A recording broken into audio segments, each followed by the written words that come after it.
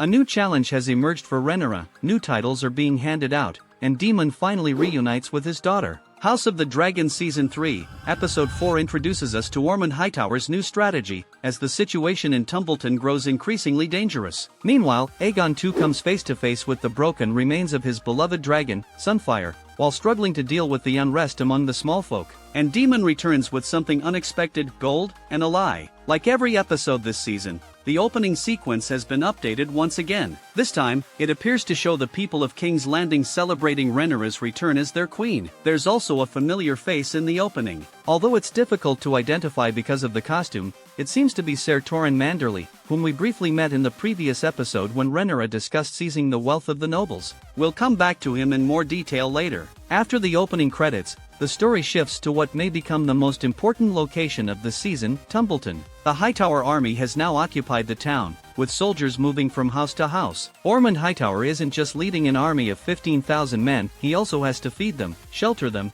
and keep them supplied, making Tumbleton a vital strategic position. Here we reunite with Hugh Hammer's wife, who is living with her brother, his wife, and their children. This is an interesting change from Fire and Blood. In the book, Hugh's family is barely explored, and there's no real mention of his wife living in Tumbleton. The book portrays Hugh as a ruthless brute driven by ambition. The series takes a different approach. Here, Hugh is shown as a family man with people he genuinely cares about. That emotional connection to Tumbleton becomes the very reason he approaches Rhaenyra, hoping she'll allow him to accompany the campaign and protect his loved ones. But before that can happen, tragedy strikes. As the episode progresses, one of the Hightower soldiers assaults Hugh's wife and his sister-in-law, showing just how brutal the occupation of Tumbleton has become and reminding us that, in war, it's often the innocent who suffer the most. Honestly, this single incident could be enough to justify Vermithor descending on Tumbleton. But whether that actually happens is something we'll have to wait and see in the upcoming episodes. Now let's talk about Ulf. As we saw in the previous episode, Ulf wasn't satisfied with simply becoming a dragon rider. He wanted the Targaryen name, and before that, he had already been dreaming of owning a castle and living like a prince. In this episode, he returns to the same friends who, back in Season 2, constantly joked that he had Targaryen blood running through his veins. The irony is that when Ulf came to Dragonstone hoping to claim a dragon,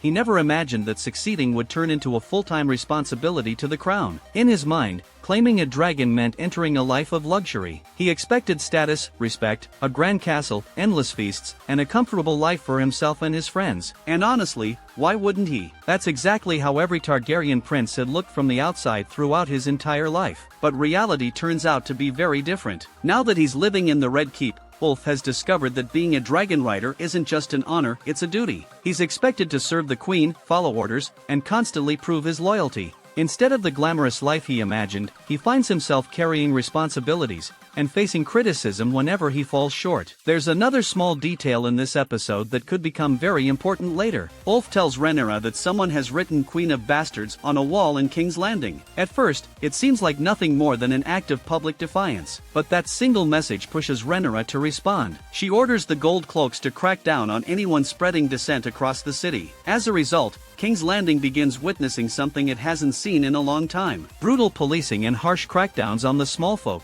It's a decision meant to protect Rhaenyra's authority, but it may end up damaging her reputation far more than the graffiti ever could. Rhaenyra's reaction in this episode isn't random at all. In fact, the series hinted at it all the way back in Season 1. When the young Rhaenyra explored King's Landing with Daemon, she witnessed how the small folk reacted to her being named Viserys heir. She even remarked that no one in power seemed to care about what ordinary people thought. Now, years later, the situation has completely changed. This time, Rhaenyra does care. She understands that public opinion matters, and that's exactly what makes her vulnerable. Every decision she makes is now influenced not only by politics but also by how the people of Westeros will judge her. Ironically, that concern could become one of her greatest weaknesses. Meanwhile, Lord Ormond Hightower has successfully taken control of Tumbleton. The town's rulers, Lord and Lady Footley, remind Ormond that Tumbleton is nothing more than a peaceful market town, famous for trade rather than war. They never expected their home to become the center of a military campaign. Interestingly, Rhaenyra raised the exact same question in the previous episode. Why would the Hightowers occupy Tumbleton? It doesn't even have an army. And that's where Ormond's true strategy begins to reveal itself. Tumbleton isn't valuable because of its soldiers. It's valuable because it's a trap. Ormond wants Rhaenyra to send her dragons there. If she attacks, the town will inevitably burn, and thousands of innocent civilians could die in Dragonfire. And while Rhaenyra might win the battle, she could lose the realm. The Hightowers would then paint her as the queen who destroyed a peaceful town with dragons, turning public opinion and perhaps even neutral noble houses against her. It's a strategy we've already seen before. At Rook's Rest, the Greens lured Rhaenys and Molaise into a carefully planned ambush. Now they're trying to force Rhaenyra into another impossible choice: fight and risk becoming the villain, or hesitate and allow the Greens to strengthen their position even further. Either way, Ormond Hightower is trying to make sure Rhaenyra loses something. By now, Rhaenyra is beginning to understand exactly what Ormond Hightower is trying to do. Even Grand Maester Orwyle advises her not to send her dragons to Tumbleton. Instead, he suggests deploying Daemon's Riverlands army, avoiding the political disaster that Dragonfire could create. And that's where the episode takes an interesting turn. Aemond has disappeared. No one seems to know where he is. Of course, we already know the truth from episode 2. Aemond is severely wounded at Harrenhal, and even Vhagar has vanished from the battlefield. That completely changes the situation. Ormond's entire strategy depends on Aemond and Vhagar arriving to ambush Rhaenyra's dragons. Without them, his plan becomes incredibly risky. At the same time, Hugh has already reached the area aboard Vermithor, keeping watch over Tumbleton and waiting for Rhaenyra's next command. But while Aemond may be missing, the Greens still have another dragon rider, Daeron Targaryen. Throughout the episode, we're reminded that Viserys and Alicent's youngest son has spent almost his entire life in Oldtown, raised among the Hightowers. Alicent even admits that while her older sons were raised as Targaryens, she always wanted at least one of her children to grow up as a true Hightower. And that's exactly what Ormond is trying to accomplish. He spends much of the episode teaching Daeron how a noble lord should behave, how to treat those beneath him with respect, how to remain calm under pressure, and how to carry himself with dignity during a crisis. But that's also where Ormond's hypocrisy becomes impossible to ignore. He lectures Daeron about honor, yet his own house conveniently forgets that the Hightowers once knelt before King Viserys and swore to honor his decision to name Rhaenyra as his heir. The irony runs even deeper. Centuries earlier, when Aegon the Conqueror invaded Westeros, the Hightowers chose diplomacy over destruction. Rather than fighting a hopeless war, they opened the gates of Oldtown, allowing the High Septon to crown Aegon and preserve their city from bloodshed. Back then, they protected a great center of trade and commerce. Now, those same Hightowers are turning another peaceful market town, Tumbleton, into a battlefield. It's a striking reminder of how power can change even the houses that once claimed to value peace above all else. On top of everything else, this episode makes one thing crystal clear: the Hightowers' opinion of the Targaryens has never truly changed. Ormond openly admits that while Daeron is technically a Hightower through his mother, there's still something tainted about him because Targaryen blood runs through his veins. That single line says a lot. It's not just Ormond's personal opinion, it's a reflection of how many noble houses in Westeros have viewed the Targaryens for generations. Ormond genuinely believes the Hightowers are superior to them. As I mentioned in the previous breakdown, the Targaryens officially follow the faith of the Seven, but many of their customs are still deeply rooted in Old Valyria. They continue to practice traditions like marrying within their own family and embracing dragons as symbols of power, practices the faith has never fully accepted.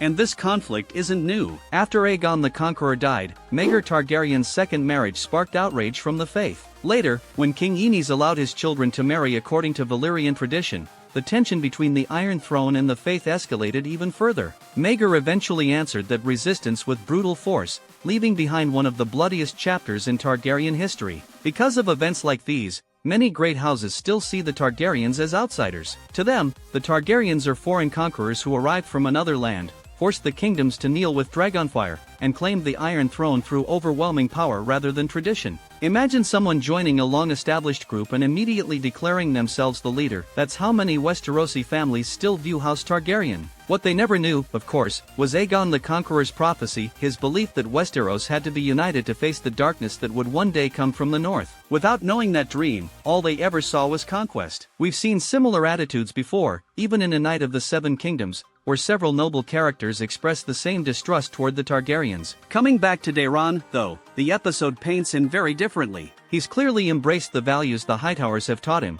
yet he also remains deeply connected to his Targaryen heritage. More importantly, his bond with his dragon, Tessarion, feels genuine, showing that he hasn't rejected that side of himself. Now let's move to Aegon II. Accompanied by Larys Strong, Aegon travels to Rook's Rest, the battlefield where Sunfire, Molaise, and Vhagar clashed. There, he finally finds the body of his beloved dragon. One subtle detail stands out immediately. Unlike Molaise, whose remains are already showing signs of decay, Sunfire's body appears strangely well preserved, hinting that there may still be more to the story than meets the eye. Aegon refuses to believe his dragon is gone. Holding Sunfire's head, he quietly insists that Sunfire is still alive. For obvious reasons, he can't reveal that hope to everyone around him, but the emotion in that moment speaks volumes. More than anything else, this episode reminds us of one simple truth. For all of Aegon's flaws as a king, his love for Sunfire is absolutely real. And it's not just that Aegon loves Sunfire, his bond with his dragon is exceptional. In fact, Aegon's connection with Sunfire is stronger than many experienced dragon riders have with their own dragons. Remember Season 2, Episode 4? It was revealed that Aegon barely speaks High Valyrian,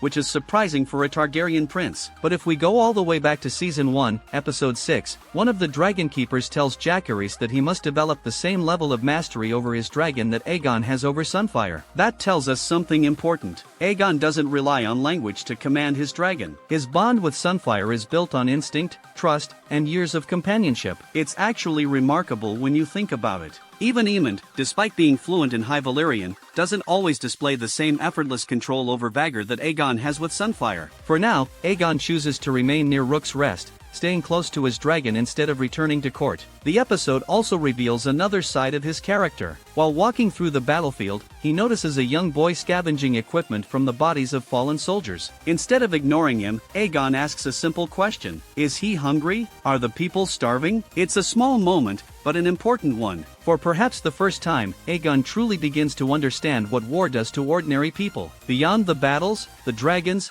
and the politics, it's the small folk who suffer the most. Meanwhile, Rhaenyra is facing a crisis of her own making. In the previous episode, she fed the people by confiscating the wealth of the nobles. It solved the immediate problem, but only temporarily. The crown's treasury is nearly empty, and she simply doesn't have enough gold to keep feeding King's Landing forever. Sooner or later, those difficult choices will return. And when they do, the people who welcomed Rhaenyra as their queen may be the very same people who begin to turn against her. As I mentioned earlier, Rhaenyra's decisions are already starting to backfire. Her order to crack down on dissent has pushed King's Landing toward outright police brutality, and the city's people are beginning to feel the consequences. At the same time, she faces another impossible problem in Tumbleton. How is she supposed to defeat Ormond Hightower when his army isn't gathered in one place? His soldiers are scattered throughout the town, occupying homes and hiding among civilians. Any dragon attack now risks killing innocent people and turning public opinion against her. And that's not her only problem. The very hand who helped her secure the throne is now frustrated with her after she refused to legitimize Corlys Velaryon's sons. So while Aegon is beginning to understand the suffering of the people on the ground, Rhaenyra finds herself trapped inside the political battles of the Red Keep,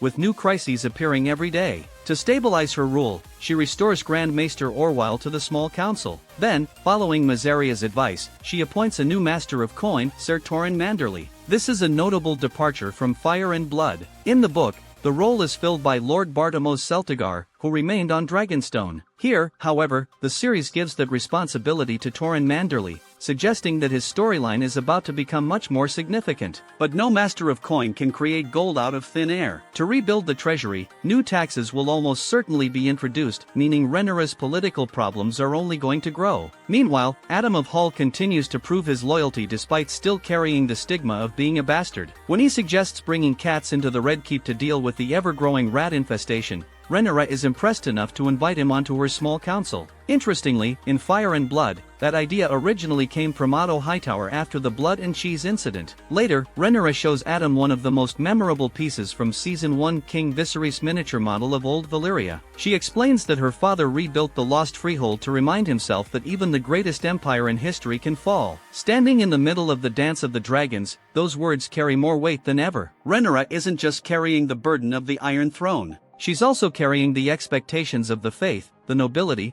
and an entire kingdom that's beginning to fracture around her. Grand Maester Orwyle reminds her that the faith of the Seven still holds enormous influence over the people of Westeros. As I mentioned in the previous episode, Rhaenyra's problems weren't disappearing, they were evolving, and now every one of them is taking on a far more dangerous shape. On top of all that, she still hasn't found justice for the deaths of her sons. Which brings us to Daemon. Daemon travels to the Vale to secure additional funds, but more importantly, he finally reunites with his daughter, Rhaena Targaryen. Before they even meet, Caraxes seems to sense her presence, following the path that leads Daemon straight to her. It's a powerful moment. We've watched Rhaena's struggle ever since the beginning of the series, always overshadowed. always searching for her place in the world. Now, she finally stands before her father as a dragon rider. Her current appearance even resembles Nettles, the original writer of Sheepstealer in Fire and Blood, making the inspiration behind this adaptation impossible to miss. Rena tells Demon that she earned Sheepstealer's trust by feeding the wild dragon sheep over time. Although, if we're being honest,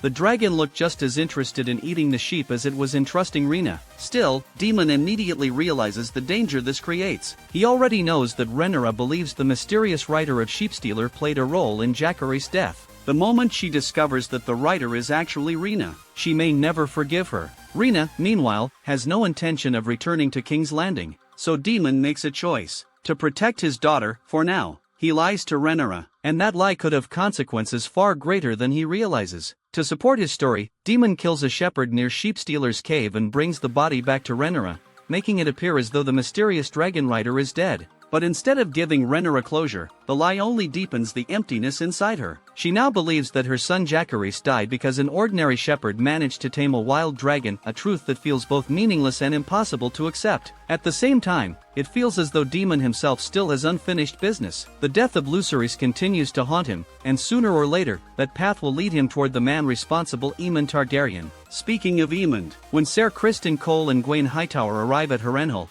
they can't find him anywhere. What they do find, however, is another reminder of the destruction dragons leave behind. After witnessing so much death and devastation, Criston Cole seems to have accepted that his own fate may already be sealed. Then comes another shock. Neither Cole nor Gwaine even knew that Rhaenyra had already taken King's Landing. That revelation only reinforces the feeling that Criston's march is leading him toward inevitable defeat. Meanwhile, Alice Rivers appears to have her own agenda. Last season, she guided Demon through visions and mysterious dreams. This season, however, she seems far more interested in securing Harrenhal for herself. She deliberately keeps Criston and Gwaine in the dark, never revealing that Aemond is still hiding within the castle. And honestly, I don't think Vhagar has disappeared at all. She's probably doing exactly what we've seen before, blending perfectly into the surrounding landscape. Remember Season 2, Episode 4, when Vhagar practically vanished into the terrain before launching her attack? It looks like the same thing is happening again. Aemond is most likely still recovering inside Harrenhal under Alice Rivers' care,